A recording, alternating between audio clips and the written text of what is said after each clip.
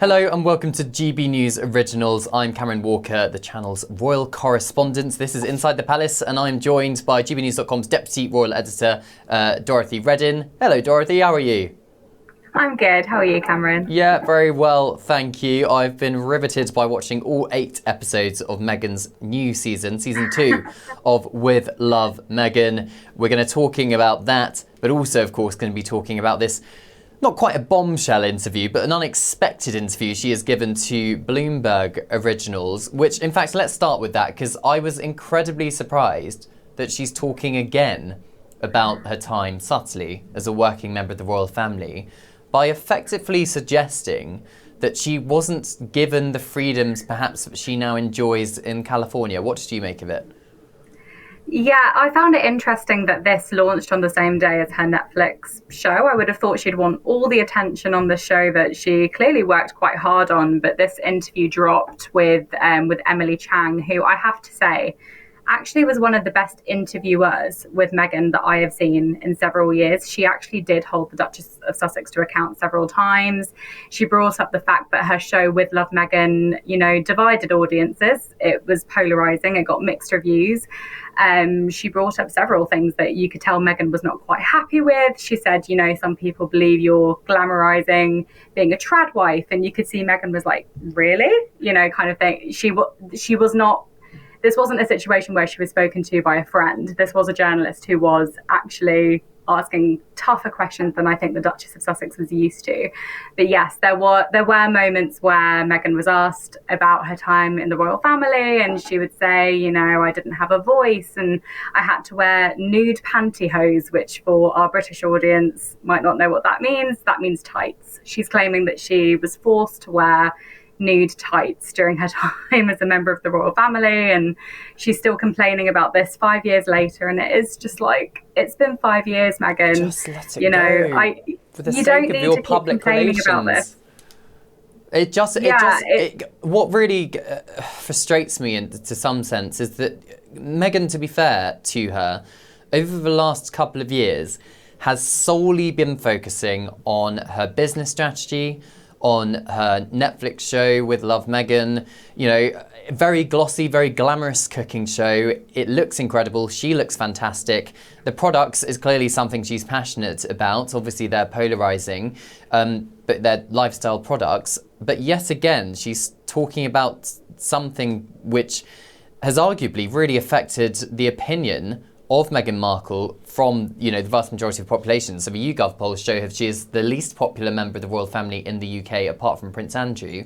And one of the main reasons for that is because that she was talking and complaining, some would say, about being a working member of the royal family, which has given her, arguably, this platform and this big Netflix deal.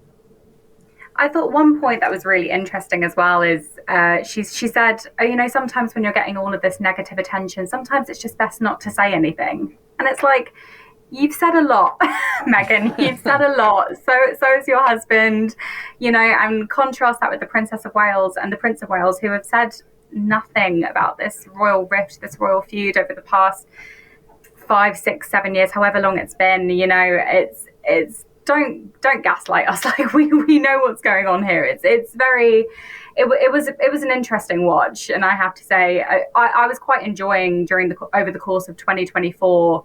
Meghan wasn't really speaking about the royals as much. She was focusing way more on her upcoming business and her shows and stuff. And I really hope she doesn't go back into that avenue of constantly criticizing the royal family and bringing up little things that she knows are going to get the headlines about her. She's a smart woman. She knows what this is going to do. She knows that just by, mentioning, 5 years ago, I wasn't allowed to do this. She knows that that's more interesting and is going to get a better headline than what jam or what honey she's selling with As Ever, or which celebrity guest she's got on With Love Meghan to cook with, because it's what the people want to know about. Unfortunately, that's the problem that Meghan and Harry have got themselves in since stepping back from their positions as working royals. Is in order to make money, people want to know about the royals, know. And so I do, in a way, I do.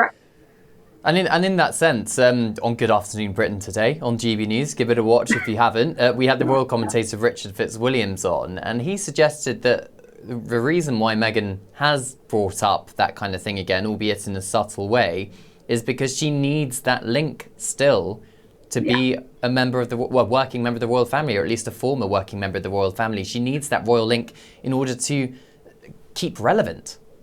Yeah, I know, and so I do feel quite sorry for them, because I remember when the announcement came back in January 2020. I remember where I was. I was out for drinks with my friends, and I remember reading the statement and feeling at the time, okay, fair enough. If you want to step back, like, I'll support you. You're grown adults. You can do whatever you want. But I think over the past 5 years, we're just sick and tired of hearing the same content rehashed again and again and again. And whether it's an autobiography or a podcast or a Netflix show, it is very much. Yeah. And I guess Meghan has been trying to get out of that vein by doing the cooking shows and by releasing children's books and doing podcast interviews with business leaders, and she is trying, but people just aren't as interested, and it must really blow for her. And so I do feel sorry for her in that regard, but you know, they made their decision 5 years ago, and that's what they're stuck with. And I think she is trying, because also what I've noticed is she stayed out of all of what I would describe as Prince Harry's drama. You know, she hasn't publicly given support to her husband over his security disagreements with the Home Office. She hasn't given public support to her husband when he stood back from his charity Centre Barley. So it's like she's trying to stay out of drama, but then she's obviously just given this interview which is reigniting some drama. Do you think maybe she just misspoke and she was caught off guard a bit by the questioning from the Bloomberg journalist? I don't think Meghan is capable of misspeaking. I think everything is quite planned. I don't think she goes into any interview without meticulously preparing for it, because, like I said, I think she's a lot more intelligent than I think, not you or I, but than a lot of other people give her credit for. And I think she goes into these things very, very prepared, and she knows what's going to get headlines. I personally don't believe her when she says that she doesn't read any of the negative press about her. I think or maybe she doesn't, but she definitely has a team of people that do that for her. I think she's very, very on top of things. And I just think it's unnecessary. Why are you complaining about wearing nude tights? I mean, there's people in much worse situations all over the world, like in a cost of living crisis, you know, just it's really not the end of the world. And actually the journalist Victoria Arbiter tweeted or posted on X, earlier today, saying actually it was a way to honour Queen Elizabeth II, because she believed it was a sign of modesty and a sign of respect to wear nude tights, and that's what she chose. And so that's why Camilla, when she was the Duchess of Cornwall, and why Catherine, as the Princess of Wales, would always wear nude tights in her presence. So it's just, you know, if everywhere you go, you have a dress code. We have dress codes at work, wherever you go. So I just think, you know, on your days off, you can wear whatever colour tights you want, Meghan. But when you're around the Queen, just wear the colour you're told to. I don't see a problem. But Meghan obviously wants to be her own boss, and fair enough to her. Yeah. Let's talk about the actual show now with Love Meghan season 2. She clearly is passionate for it. It's something she did before she met Prince Harry with the TIG, her blog. Lifestyle and food and wine, you know, she loves. And I think that I think is authentic. I think she genuinely does have a passion for it. Of course, we already know it's not filmed in her own kitchen, but although she doesn't hide the fact that it's not filmed in her own kitchen. What do you think some of the standout moments were? Because she mentioned that she was not well, didn't she, when she had to be away from her children for just under 3 weeks?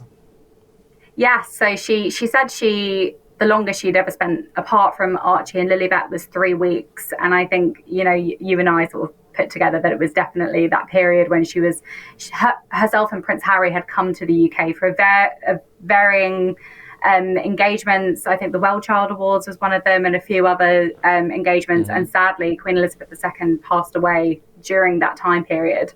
So Harry and Meghan ended up staying in the UK longer than expected, obviously to attend the funeral and to observe the period of mourning, and then flew back to the US. So that was not a planned time away from her children.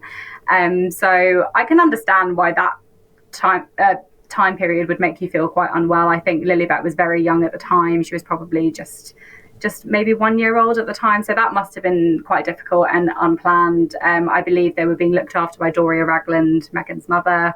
So I thought that was quite an interesting thing to admit, and it probably was quite a hard period. That was the first time that Meghan, Harry, William and Catherine all reunited as the famous Fab Four and did probably the the last time as walkabout. well, from what I would suggest or understand. They did the walkabout around Windsor Castle, and you could tell on Meghan's face at the time she looked quite nervous to greet the crowds at Windsor Castle because it was post Oprah and various things that they'd said about their time as working royals. So it must have been quite a difficult time. But there was quite her. a lovely moment actually from Prince William, despite the Oprah interview, where Meghan, I think Harry, Catherine and William were stood one side of a car and Meghan was kind of hovering awkwardly and looking a bit out of place the other side of a car as they were deciding which side of the road to go and greet crowds on. And it was William actually that asked Meghan, invited Meghan to come over to join them there and, kind of interact with her a little bit. So it seems quite polite, and despite their differences, but I think perhaps Spare may have severed any little tie they had left. In digital journalism, we always like to call that an olive branch. Prince William presented an olive branch to Meghan to have her. I do remember that, and so that was a standout moment from the show. I also quite liked Tan France, who a lot of people know as the fashion expert on the Netflix series Queer Eye. He was on the show. Great show. Yeah, a great show. They were cooking together in the kitchen, and what was interesting is that Tan France didn't ask the question. Meghan kind of just gave the information away herself, which I thought was interesting. She said the thing she misses most about the UK was Magic FM, which I thought was just so bizarre. And then Tan France actually said, that's a bit of a grandma station. I think Tan France was actually really laying into Meghan, but Meghan kept laughing it off because as well as saying it's a grandma station, he asked what these colourful things she was putting in whatever dish it was, and Meghan said, oh, it was my flour sprinkles. I love my flour sprinkles, something she sells, of course, on her As Ever brand. And I'm going to swear here, so hopefully you can cut it out if I'm not allowed to use it, producer. But he was like, that is the gayest shit I have ever seen. And Meghan laughed it off, and I thought it was actually quite a jibe from Tan France towards Meghan, even if it wasn't a jokey way. I think it was quite refreshing probably for a British audience to see a Brit in that environment, because I think the show is definitely marketed towards those in California. It's such a Montecito-esque show where they're all super wealthy. And, that just you can tell by the lifestyles that they live. It's very relaxed. It's not the life you and I live, unfortunately. No, I wish. I wish, I know. But just seeing a Brit in that setting was actually quite refreshing. So for that reason, I'd probably say I preferred season 2 over season 1.